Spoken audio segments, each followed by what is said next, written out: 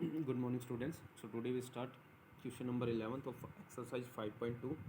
देखिए 11th question में दे रखा है कि which term of the AP है हमारे पास 3, 15, 27, 39 will be 132 more than it's 54th term. ठीक है, तो सबसे पहले स्टेटमेंट को समझना बहुत ज़रूरी है। ठीक है, इसके लिए कि कौन सी टर्म रहेगी इस एपी की जो कि 132 ज़्यादा, ठीक है 132 ज़्यादा रहेगी इसकी 54वीं टर्म से, 54th टर्म से। ठीक है, तो सबसे पहले हम जितना भी हो सकता है कि इस एपी से रिलेटेड, ठीक है, वो चीज़ फाइंड आउट करने की कोशिश करते हैं। तो गिवन जो है हमारे पास एपी, ठीक है, गिवन जो एपी है वो 3, 15, 27, 39 ये दे रखा है। अब यहाँ से हम क्या क्या निकाल सकते हैं वो देखते हैं। ए की वैल्यू 3, डी की वैल्यू कॉमन डिफरेंस आप तो बार बार पढ़ ही चुके हो, लेकिन आपको फिर भी वो डायरेक्ट नहीं करना है। ठीक है, वो करके दिखाना है। ठीक है, A2 - A1 फॉर्मूला लिखना है और फिर उसके बाद करना है। तो डी की वैल्यू हमारी हो जाएगी 12। ठीक है, अब इसने कहा है कि which term of the AP will be 132 more than it's 54th term. ठीक है, अब हमें इस एपी की कौन सी टर्म निकालनी है वो कुछ भी नहीं रिलेशन दिया है। ठीक है, बस इसकी 54th टर्म से बताया है। ठीक है, तो हम इसकी 54th टर्म निकाल लेते हैं सबसे पहले कि इसकी देखिए will be 132 more than it's 54th term, 132 ज़्यादा इसकी 54वीं टर्म से। तो पहले हमें पता होना चाहिए कि इसकी 54th टर्म क्या है। ठीक है, तो पहले इसकी वैल्यू हम फाइंड आउट कर लेते हैं या फिर डायरेक्ट भी कर सकते हैं। ठीक है, कि वो डायरेक्ट रिलेशन नहीं रहेगा याद में, तो मैं इसलिए पहले 54th टर्म निकालता हूँ और फिर उसके बाद करते हैं। थोड़ा सा लेंदी ज़रूर होगा। ठीक है, अगर शॉर्ट में करना चाहें तो हमारे पास और भी फार्मूला है, डायरेक्ट फार्मूला। ठीक है, जो कि एक स्टेप में होगा, वो भी मैं आपको बताऊंगा लास्ट में। ठीक है, तो A54th निकालते हैं कि A प्लस एन की वैल्यू यहाँ पे कितनी रहेगी। ठीक है, 54 ही रहेगी, तो n-1 इंटू डी। तो यहाँ से वैल्यू पुट करते हैं। A की 3 प्लस 54 -1 इंटू डी की वैल्यू 12। तो ये हो जाएगा 3 + 53 इंटू 12। तो 3 + 54 इंटू 12 करेंगे तो ये हो जाएगा 6 और 63।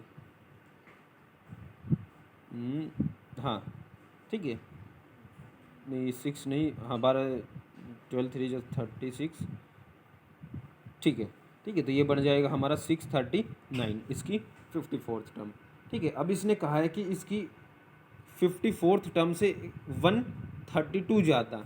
ठीक है, which term of the AP, इस एपी की कौन सी टर्म 54वीं टर्म से 132 ज़्यादा होगी। ठीक है, तो वो कौन सी टर्म वो निकालते हैं कि इसमें ऐड कर लेते हैं कि 101 A54 प्लस 132 ज़्यादा, वो हो जाएगा हमारा 639 + 132। ये कितना हो गया हमारा 771। ठीक है, अब हमें जो AN की वैल्यू निकालनी है वो किससे निकालनी है, इससे निकालनी है। ठीक है, मतलब जो हमारे पास जो गिवन AP थी उसकी कौन सी टर्म रहेगी। ठीक है, वो जो मतलब अगर अब क्वेश्चन हमारे पास देखिए क्या बन गया कि 3, 15, 27, 39 अप टू 771। ठीक है, मतलब ये 771 जो है वो कौन से नंबर पे आएगा, कौन सी टर्म रहेगी। ठीक है, क्योंकि हमने वो निकाल दिया 54th टर्म निकाल दी, उससे 132 ज़्यादा भी बता दिया, उस मतलब उसके अंदर 132 ऐड करके दिखाया तो वो 771 बना। अब इसने कहा है कि वो कौन से नंबर पे आएगी। तो अब हमारे पास ये AP, ठीक है, लिखना नहीं है लेकिन वो फील करवाने के लिए कि क्या रहेगा हमारे पास। ठीक है, रिजल्ट जो हमें अभी निकालना है तो वो हो जाएगा AN = A + n-1 into D. वही फॉर्मूला, A की वैल्यू फिर से वही हो जाएगी हमारे पास 3 प्लस n की वैल्यू हमें निकालनी है तो n-1 इंटू डी की वैल्यू वही 12 रहेगी। अब AN की वैल्यू क्या रखी है। ठीक है, तो लास्ट टर्म AN की वैल्यू। ठीक है, तो ये 771 यहाँ पे सब्सटीट्यूट करेंगे तो ये हो जाएगा 3 प्लस n-1 करेंगे। ठीक है, तो इंटू 12 रहेगा, तो इसको 3 को इधर लेके आएंगे तो ये 768। ठीक है, और डिवाइड बाई 12 हो जाएगा n-1। ठीक है, मल्टीप्लाई में था, इस 12 को हमें डिवाइड में ले आए, 12 से ये 4 टाइम 6 टाइम कैंसिल और ये 4 time cancel equal to n-1। तो n की वैल्यू हो जाएगी हमारी 64 + 1 65। ठीक है, n की वैल्यू आई हमारी 65। ठीक है, अब जो हम डायरेक्ट मेथड की बात कर रहे थे वो मैं यहाँ पे बताता हूँ। ठीक है, कि अगर इसने कहा था कि nth टर्म हम मान लेते हैं कि इस AP की, इसने कहा कि कौन सी टर्म रहेगी। ठीक है, तो वो हम मान के चल लेते हैं कि nth टर्म है वो। ठीक है, इसकी nth टर्म इससे इसकी 54th टर्म से कितनी होगी, 132 ज़्यादा रहेगी। ठीक है, तो ऐसे भी कर सकते हैं कि इसकी nth टर्म तो a plus n minus one into d equal रहेगा। ठीक है, जो हमारा रिजल्ट कि a 54 प्लस, मतलब समझ में तो आपको आ ही गया होगा डायरेक्ट यहीं से। ठीक है, रिजल्ट तो हमने यही यूज किया है, तो डायरेक्ट ये भी यूज कर सकते थे, सेपरेट सेपरेट भी कर सकते हैं। ठीक है, या फिर इसकी एक और जो डायरेक्ट रिजल्ट होता है कि n की डायरेक्ट वैल्यू जो निकालनी है। ठीक है, इस टाइप से दे रखा हो तो हम इसकी जो 54th टर्म है, ठीक है, प्लस 132 ज़्यादा तो 132, ठीक है, डिवाइड बाई 12। ठीक है, 12 से डिवाइड करेंगे तो देखिए ये बन जाएगा हमारे पास। ठीक है, ये फॉर्मूला अभी वैसे हमने पढ़ा नहीं है, ठीक है, लेकिन मैंने बता दिया है। ठीक है, समझ में नहीं आएगा लेकिन फिर भी, और हमें इसकी ज़रूरत भी नहीं है। ठीक है, क्योंकि हम कंपटीशन की तैयारी नहीं कर रहे हैं। ठीक है, हमें तो यही रिजल्ट यूज करना है। ठीक है, तो आपको डायरेक्ट पहले ये निकालना है, ये निकालना, हाँ ये आप डायरेक्ट रिजल्ट यूज़ कर सकते हैं। ठीक है, क्योंकि यहाँ से कैलकुलेशन वही जाएगी हमारी। ठीक है, अगला क्वेश्चन करते हैं। अगला क्वेश्चन दे रखा है कि 2 APs have the same common difference. 2 AP है और दोनों का कॉमन डिफरेंस क्या है, एक ही है। ठीक है, the difference between their 100th term is 100। उस उनकी 100वीं टर्म, जो भी 2 AP है ना, हमारे पास AP गिवन है। ठीक है, बस इसने कहा है कि कॉमन डिफरेंस सेम है, और अगर उनकी 100वीं टर्म का डिफरेंस कितना है, 100 है, तो what is the difference between their 1000 term, तो उनकी 1000वीं टर्म का डिफरेंस क्या रहेगा। देखिए, तो 100वीं टर्म दे रखी है, तो हम मान लेते हैं। ठीक है, इसकी 100वीं टर्म, मतलब एक तो AP नहीं है, तो AP की हम फर्स्ट टर्म अलग अलग लेट कर लेते हैं कि let the first term of AP, let, ठीक है, first term of AP be A1 and A2। ठीक है, मतलब ये पहली AP की, ये दूसरी AP की। ठीक है, कॉमन डिफरेंस सेम है, तो कॉमन डिफरेंस तो जब भी हम करेंगे तो पहली के लिए भी D और दूसरी के लिए भी D।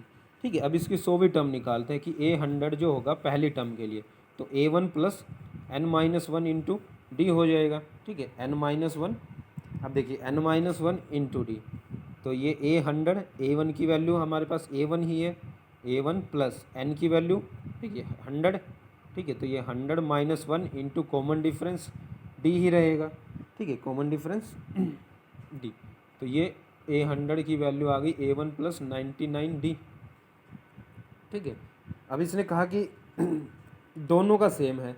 ठीक है, तो दूसरी AP के लिए फॉर सेकंड AP A100 क्या हो जाएगा, A2 प्लस 99D। ठीक है, बिल्कुल सिमिलर, मतलब मैथ्स में जब हम दोबारा सेम रिजल्ट यूज करते हैं तो उसको हम एक वर्ड होता है सिमिलरली। ठीक है, तो सिमिलरली वर्ड से दोबारा से डिनोट कर देते हैं, तो हमारी दूसरी AP भी यही रहेगी। ठीक है, अब इसने पूछा है कि उनकी 1000वीं टर्म का डिफरेंस क्या रहेगा। ठीक है, तो उनकी 1000वीं टर्म का डिफरेंस देखते हैं। ठीक है, और उससे पहले इसने ये कहा है कि हाँ इसकी 100वीं टर्म का डिफरेंस क्या है, 100 है। ठीक है, तो इन दोनों की का डिफरेंस फाइंड आउट कर लेते हैं पहले।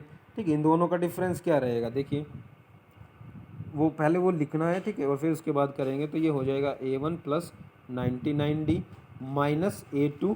ठीक है, और ये माइनस जब अंदर जाएगी तो दोनों को माइनस कर देगी, तो ये हो जाएगा 100 के इक्वल, क्योंकि इसकी 100th टर्म का डिफरेंस कितना था, 100, तो दोनों का डिफरेंस किसके इक्वल, 100 के इक्वल।